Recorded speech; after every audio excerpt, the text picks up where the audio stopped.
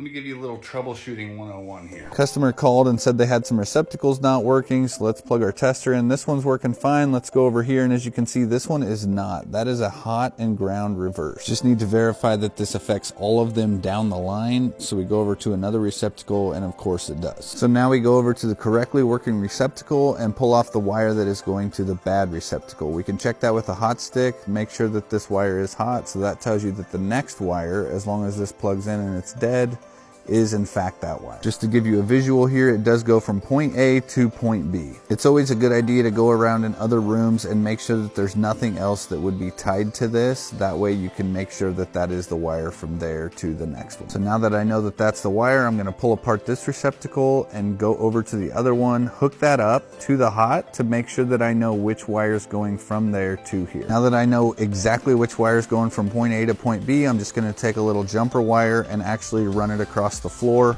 I'm using this jumper wire to seemingly delete the other wire and make sure that everything is working correctly. As long as this jumper wire ties in and everything's working correctly downstream, then I know for certain it is in fact the wire in the wall. As you can see here, I've got both sides of the jumper wire tied in, so this is going to tell me exactly if that wire is bad.